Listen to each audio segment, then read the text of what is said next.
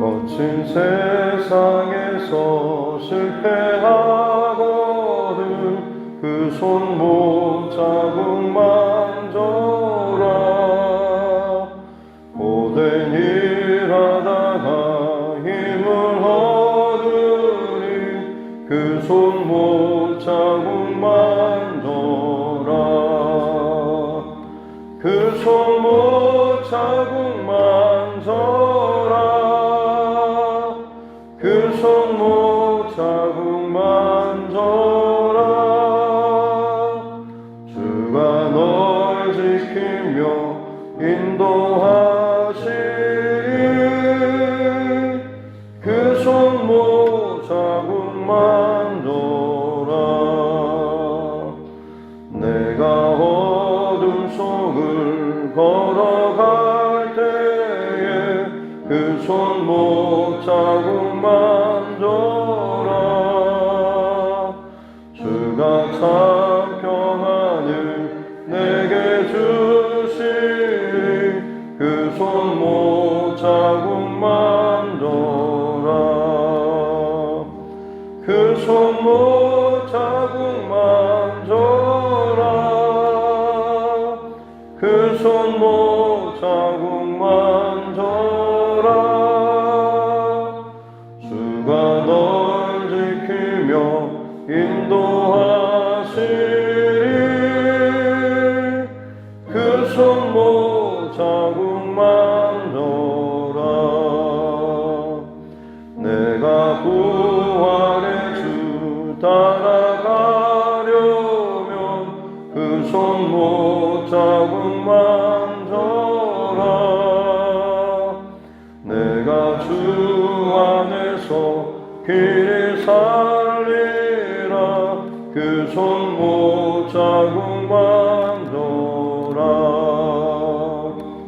그 손 못 자국 만져라. 그 손 못 자국 만져라. 주가 널 지키며 인도하시리. 그 손 못 자국 만져라. 너의 죄악의 짐 무거울 때에 그 손 못 자국 만져라. 마음 문 열고서 주를 모셔라. 그 손 못 자국 만져라. 그 손 못 자국 만져라. 그 손 못 자국 만져라. 주가 널 지키며 인도하시리.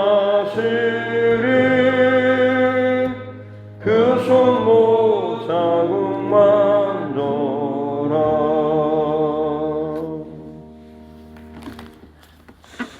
찬송가 200장 찬송가 정도 올려드리겠습니다. 찬송가 200장입니다.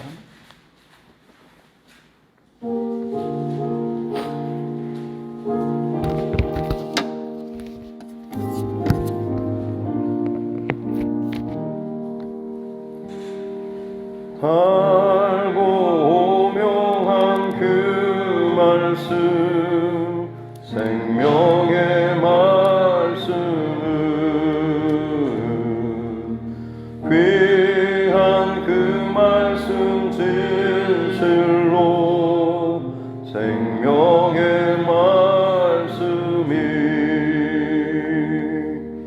나의 길과 믿음 밝히 보여주니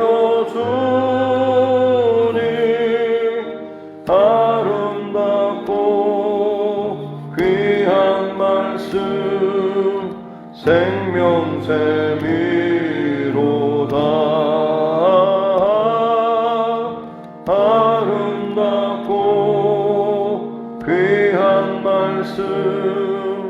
생명샘이로다.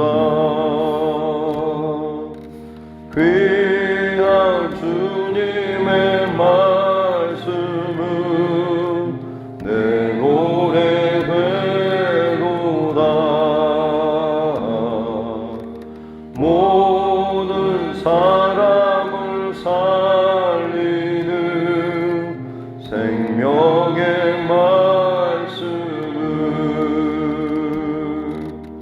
값도 없이 받아 생명길을 가니 아름답고 귀한 말씀 생명샘이로다. 아름답고 귀한 말씀 생명샘이로다. 널리 울리어 퍼지는 생명의 말씀은 마음의 용서와 평안을 골고루 주나니 다만 예수 말씀 듣고 복을 받네. 아름답고 귀한 말씀 생명샘이로다.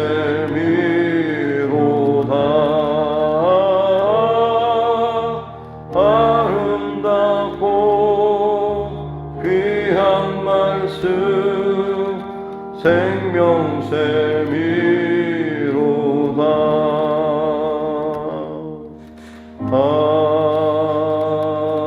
아멘.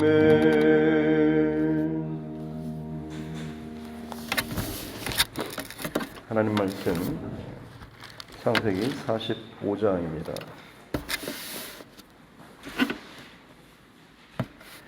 창세기 45장 16절부터 마지막 28절 말씀까지입니다. 창세기 45장 16절부터 28절 말씀까지 같이 함께 합독하겠습니다. 요셉의 형들이 왔다는 소문이 바로의 궁에 들림에 바로와 그의 신하들이 기뻐하고 바로는 요셉에게 이르되 내 형들에게 명령하기를 너희는 이렇게 하여 너희 양식을 싣고 가서 가나안 땅에 이르거든 너희 아버지와 너희 가족을 이끌고 내게로 오라. 내가 너희에게 애굽의 좋은 땅을 주리니 너희가 나라에 기름진 것을 먹으리라. 이제 명령을 받았으니 이렇게 하라. 너희는 애굽 땅에서 수레를 가져다가 너희 자녀와 아내를 태우고 너희 아버지를 모셔오라. 또 너희의 기구를 아끼지 말라. 온 애굽 땅에 좋은 것이 너희 것임이니라. 이스라엘의 아들들이 그대로 할세 요셉이 바로의 명령대로 그들에게 수레를 주고 길 양식을 주며 또 그들에게 다 각기 옷 한 벌씩을 주되 베냐민에게는 은 300과 옷 5벌을 주고 그가 또 이와 같이 그 아버지에게 보내되 수나기 10필에 애굽의 아름다운 물품을 실리고 암나기 10필에는 아버지에게 길에서 드릴 곡식과 떡과 양식을 실리고 이에 형들을 돌려보내매 그들에게 이르되 당신들은 길에서 다투지 말라 하였더라.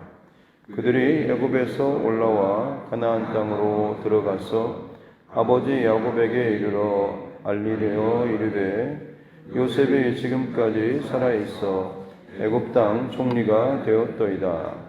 야곱이 그들의 말을 믿지 못하여 어리둥절하더니 그들이 또 요셉이 자기들에게 부탁한 모든 말로 그에게 말하매 그들의 아버지 야곱은 요셉이 자기를 태우려고 보낸 수레를 보고서야 기운이 소생한지라. 이스라엘이 이르되 조카도다. 내 아들 요셉이 지금까지 살아 있으니 내가 죽기 전에 가서 그를 보리라 하니라.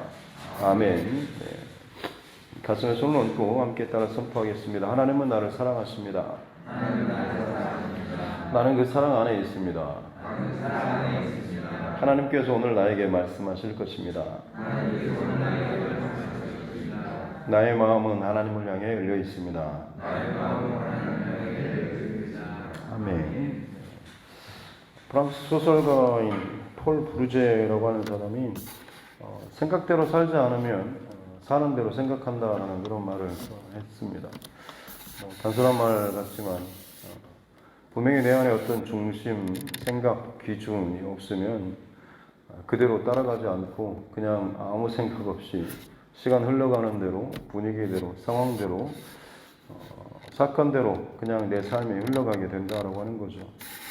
하나님의 말씀의 기준이 늘 혹은 내 생각에 품고 있는 그리고 바라보고 있는 그 기준이 하나님의 뜻으로 정해져 있으면 늘 그것을 향하여서 많은 일들, 상황들 또 벌어짐에도 불구하고 그 기준과 중심, 방향을 향해서 말하고 행동하고 삶의 길을 끌어가지만 그것이 없을 경우에는 똑같이 사는 것처럼 바쁘게 사는 것처럼 보일 수도 있지만 실상 그 속의 알맹이는 그냥 내가 살아가는 대로 내 안의 생각과 중심이 그저 아무런 힘 없이 그냥 따라가는 똑같이 사는 것 같은데 그 삶의 질이나 내용은 정반대의 결과가 나타나게 되는 거죠.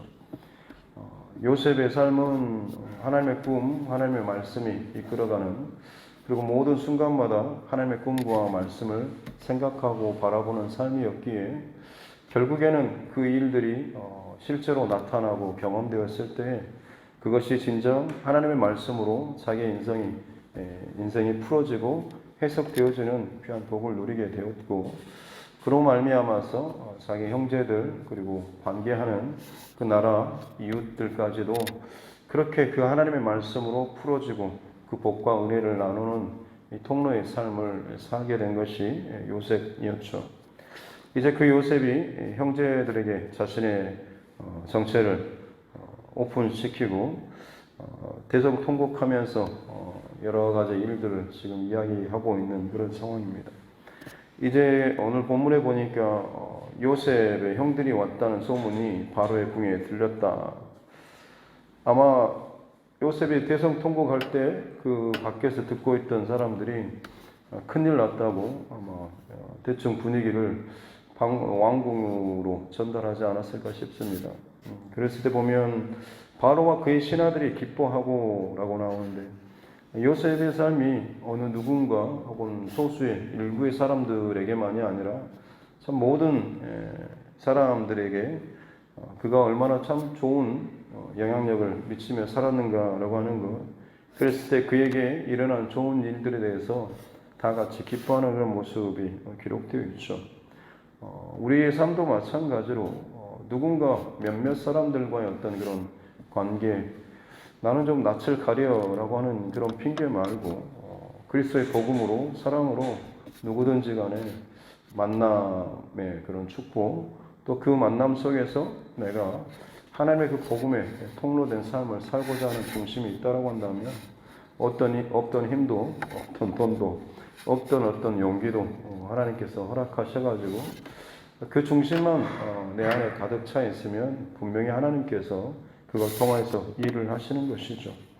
요셉에게 보여주는 이 짧은 구절들이 간혹 나오는 그런 것들은 그가 어떤 중심을 가지고 살았는가라고 하는 그 흔적을 보여주는 대목이라고 할 수가 있고 어찌됐든 이제 그 바로가 그동안 이 요셉을 통하여서 나라의 위기를 지금 맞고 있는데 그것을 참 별 어려움 없이 지금 지나갈 뿐만 아니라 애굽의 나라 안에서 국민들의 어떤 그런 연합된 그리고 왕을 향한 어떤 신뢰뿐만 아니라 주변 나라들조차도 마찬가지로 어느 누구 하나 준비하지 못한 상황 속에서 철저하게 이 흉년의 때를 준비하고 대비해 나아가는 이 애굽의 모습은 그야말로 고대 근동 사회에서 절대 강자로서 어떤 이 나라의 중심을 잡을 수 있는 이런 모든 것들을 요셉이 어떻게 보면 마련을 해준 것이기 때문에 바로로서는 정말로 이 소식이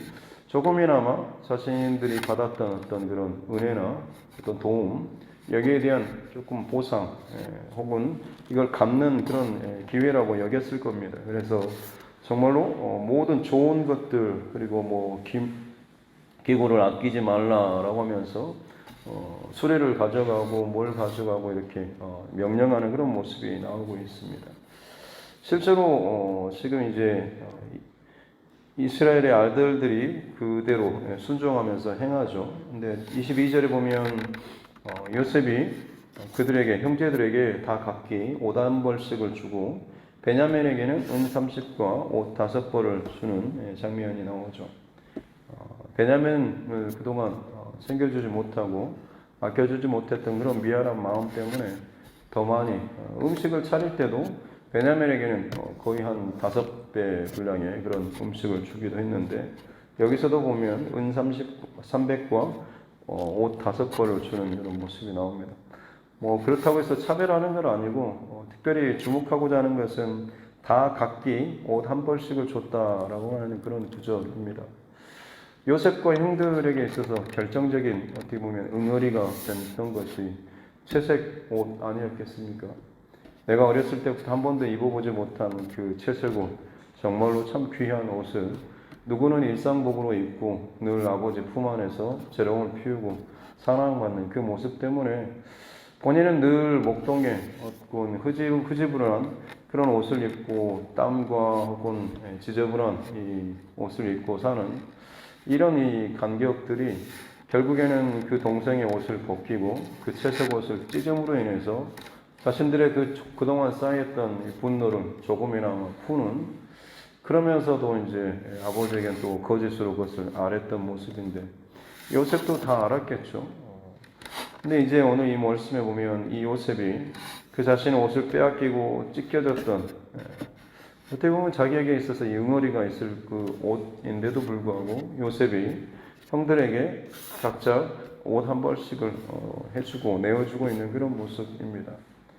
원한을 원한으로 응어리로 갚는 것이 아니라 오히려 요셉에게 있어서는 그 모든 것들이 어떻게 보면 형들의 어떤 오해나 혹은 형들이 그 당시에 가졌을 어떤 아픔이나 혹은 소외감이나 이 어려운 문제에 대해서 아마 요셉이 다 품고 이해하고 또 자신에게 했던 그 행동들에 대해서도 마찬가지로 용서하지 않았을까 싶습니다. 그런 마음이 있었기 때문에 자신에게 더 이상 응어리가 남아있지 않기 때문에 형들에게 특별히 옷을 한 벌씩 주는 것이 이 본문에 좀 더 구체적으로 기록이 되어 있는 것이죠.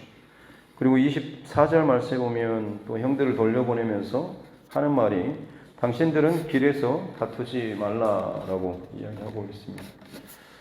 그도 그럴 것이 맨 처음 그들을 감옥에 가뒀을 때 3일 정도 가뒀을 때 서로 막 다투고 비난하는 그때 내가 요셉을 죽이지 말자고 하지 않았냐라고 하는 그런 루벤의 말도 있었고 지금 상황이면 그야말로 어떻게 보면 자신들이 거의 죽음의 사지로 내몰고 던졌던 그러면서 아무런 일도 없었던 듯이 아버지를 속이면서 20여 년의 시간 동안에 그 가해자가 그 아버지 곁에서 그 아버지를 위로하면서 오히려 굉장히 좀 그런 행동을 했던 모습이 그야말로 이제는 다 드러나야 하는 이런 상황 아니겠습니까?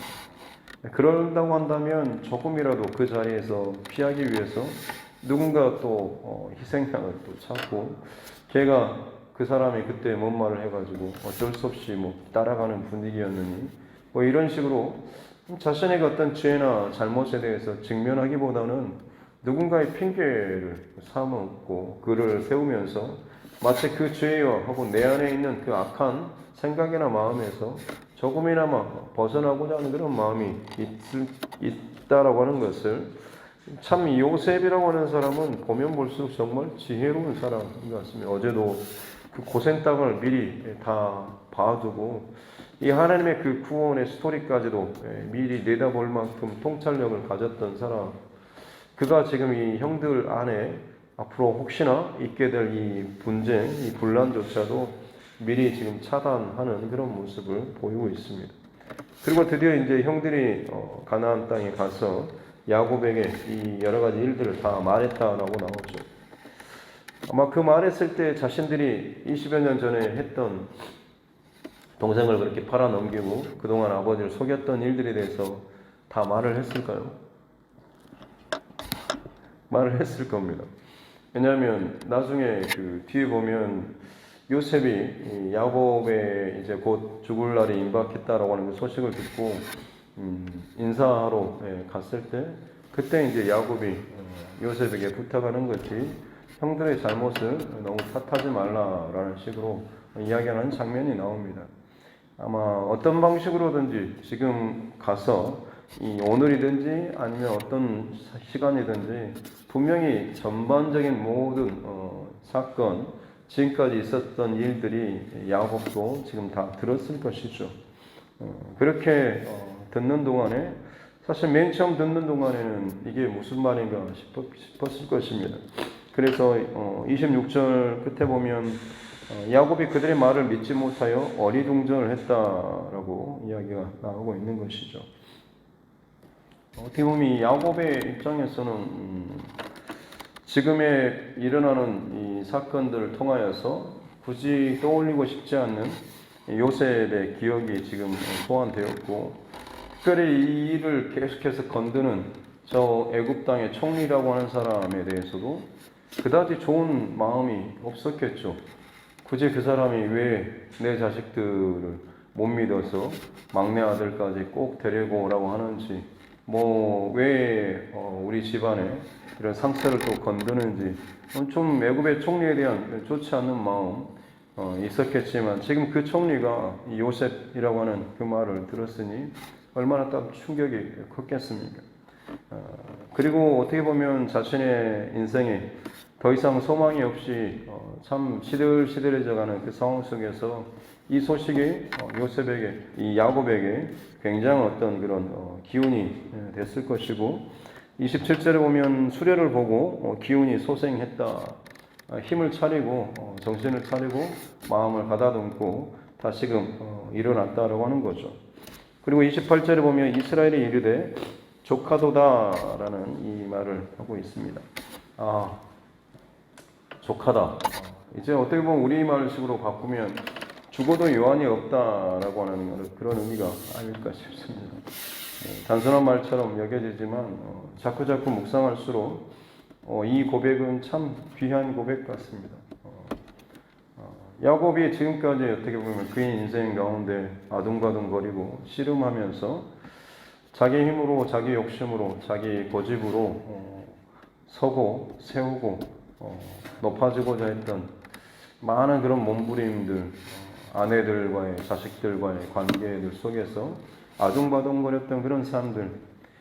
하지만 이제 자신의 몸이 늙고 사랑하는 아내도 죽고 사랑하는 아들도 잃어버리는, 다 빼앗기고 본인으로서는 더 이상 이제는 스스로 아무리 아무것도 할 수 없는, 이제는 죽을 날만을 기다리는 그런 요셉의 모습 야곱의 모습 아니겠습니까?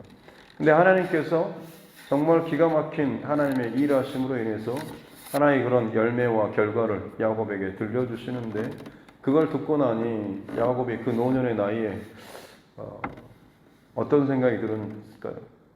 그 모든 생각이 다 정리되고 나서 지금 그의 입에서 나온 말이 조카도다라고 하는 이 고백이죠.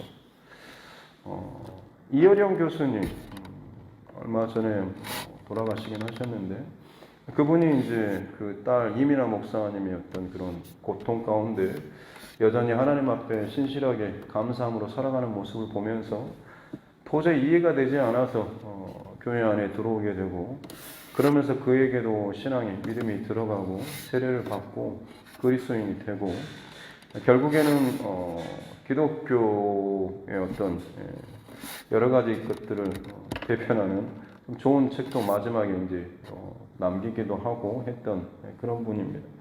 그분이 이제 마지막 죽음을 앞두고 몇 가지 어떤 책을 내기도 하고 어떤 자리에 가서 대담이나 인터뷰 같은 것을 했는데 임종 전에 얼마 전에 이제 마지막 인터뷰를 했을 때 그 인생의 마지막을 준비하는 참 어떻게 보면 멋진 그런 분인 것 같습니다. 자신의 그 죽음을 이제 얼마 남지 않음을 알고 많은 사람들에게 굉장히 당당하고 자연스럽게 나 이제 죽음의 길로 간다.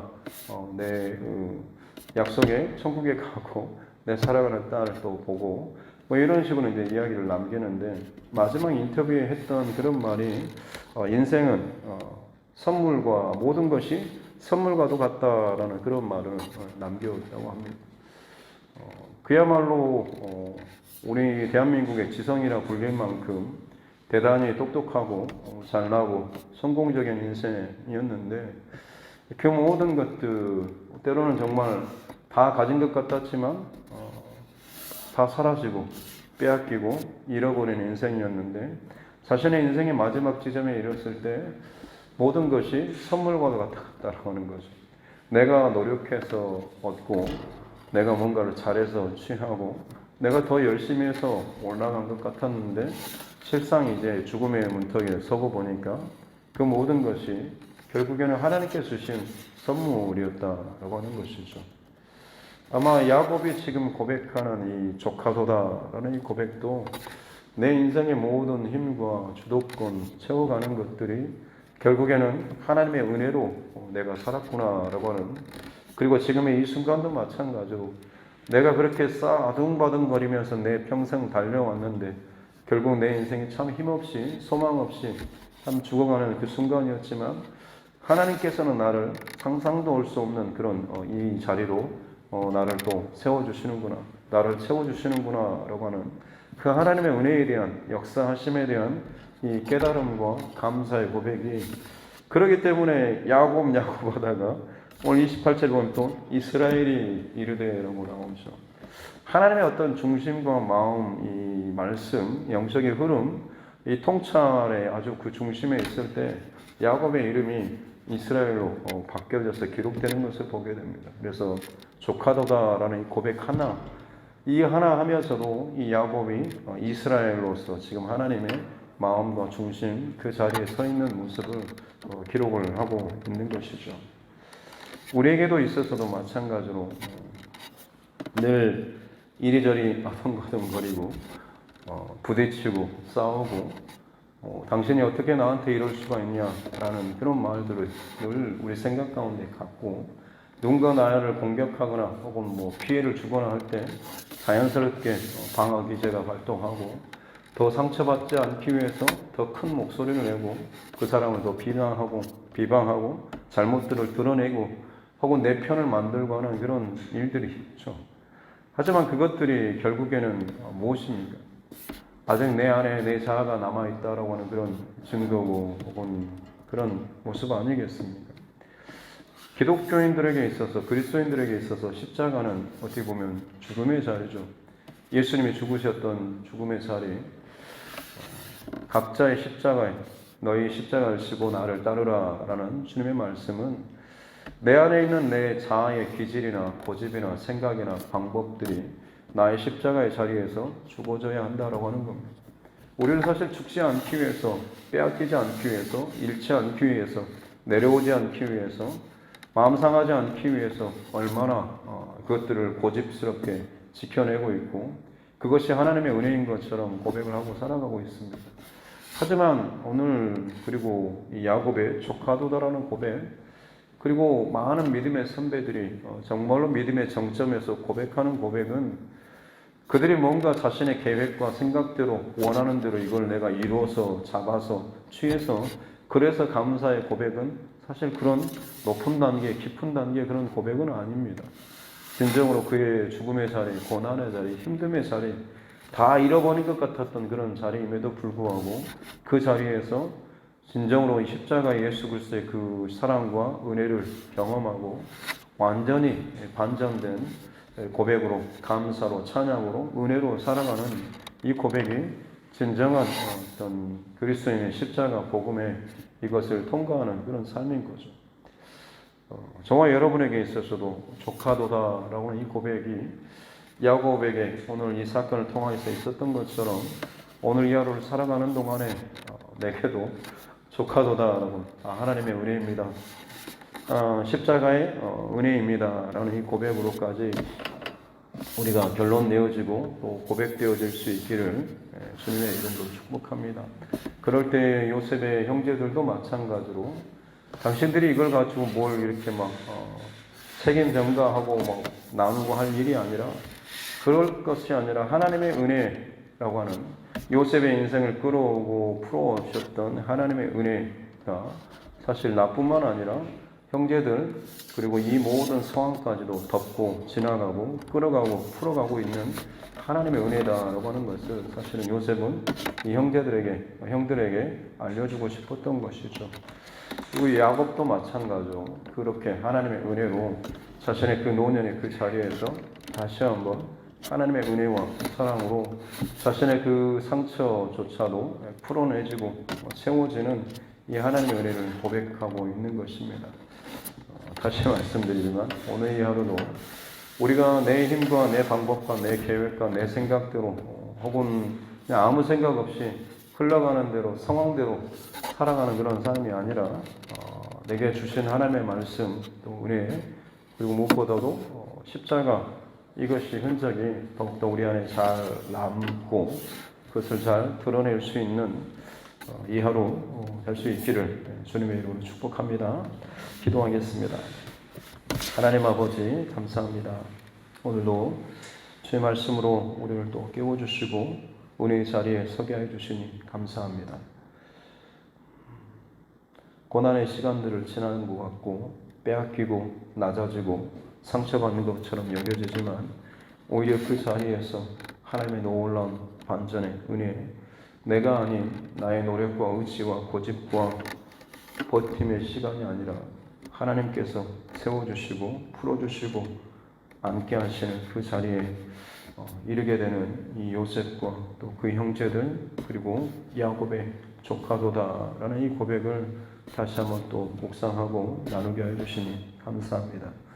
우리를 부르시고 살게 하시는 또 이루게 하실 그 자리가 결국에는 하나님의 은혜요 하나님의 선물임을 깨닫고 이 땅의 것에 우리가 사로잡히고 이 땅의 것에 취해서 아동발행거리는 인생이 아니라 부딪히고 싸우고 혹은 공격하는 비방하는 그런 인생이 아니라 결국에 내가 더 죽어져서 내 안에 예수 그리스도가 살아나는 십자가 복음이 더욱더 온전히 드러나는 그런 귀한 삶을 살아가는 것, 이것이 이 땅 가운데 그리스도인으로서 예수 그리스도께 속한 예수 그리스도를 닮는 사람의 삶이 되는 줄로 믿습니다.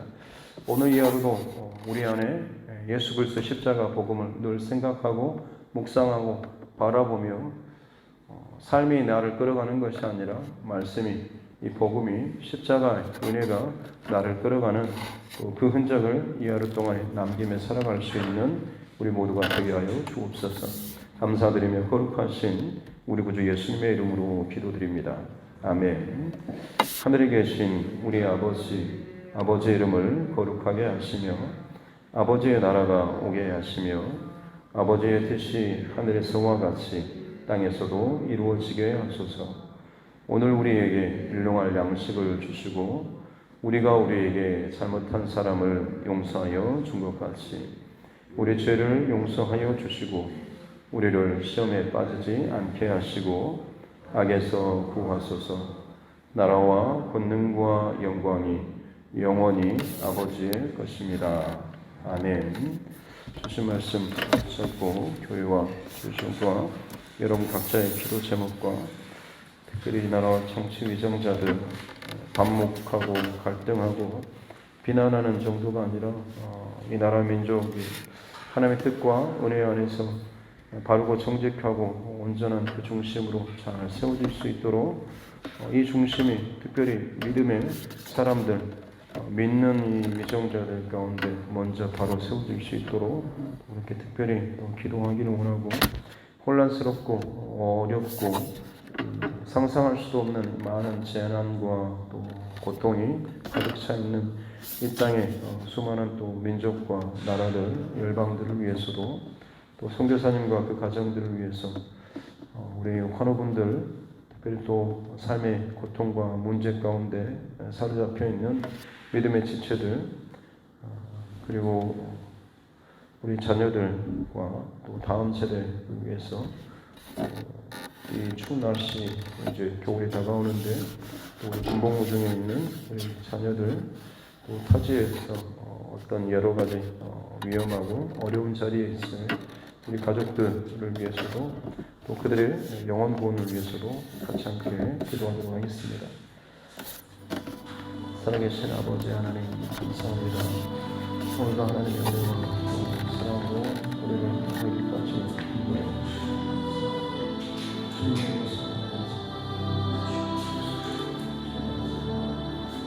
이야기를 시작하시게 하십니다. 제 은혜로 하나님의 생각과 마음을 다시 한번 찾아오고 나아갈 수 있는 시간 주시니 감사합니다. 하나님 요셉의 인생 가운데 함께 하시고 간섭하시고 그 인생을 풀어가셨던 하나님 감사합니다. 그의 잔이 은혜로 넘치게 될 때에 그의 형제들에게 또 부모 혹은 주변으로까지 끌고 이어서 모든 사람으로 더불어서 화합하고 합력하며 참 아름다운 관계를 이어나갔던 이 요셉의 모습을 봅니다. 형제들과의 관계 가운데서도 자신의 원한을 갚는 데가 아니라 하나님의 뜻과 말씀과 생명을 살리는 그것에 집중하며 또 그것을 흘려보내고 또 나타내는 이 요셉의 중심과 마음을 기억하며 살아가는 자 되게 하여 주시옵소서. 마지막 야곱이 고백하였던, 이스라엘이 고백하였던 그 조카도다라는 고백이 이 하루 동안에 조금 더 내 안에 깊이 묵상되어지는 단어가 되게 하여 주옵소서. 내가 정말 참 뭐가 없다고, 얼마나 참 투정부리고 불평하고 원망하고 저 사람 때문에 혹은 그 사람이 혹은 어떻게 그 사람이 나에게 이룰 수가 있나 싶을 정도로 늘 우리 안에 부족함과 연약함과 상처와 채워지지 못한 것들에 대한 비난과 원망과 잘못된 것들을 남탓만 하면서 자꾸만 내 안에 들보를 보지 못하고 내 안에 연약함을 보지 못하고 자꾸만 방어 기제만 작동하면서 하나님께서는 자꾸만 나의 자아의 죽음의 자리로 내가 서기를 원하고 내가 죽고 내 안에 예수 그리스도가 살아나는 내 안에 그 죄성이 드러나고 고백되어지고 발견되고 또 하나님 앞에 고백하고 회개하기를 원하시는데 어찌도 그렇게 참 내 안에 자아들이 버티고 있는지 주님 오늘 이 조카도다라는 고백을 통하여서 우리 인생의 크고 작은 되어지는 모든 일들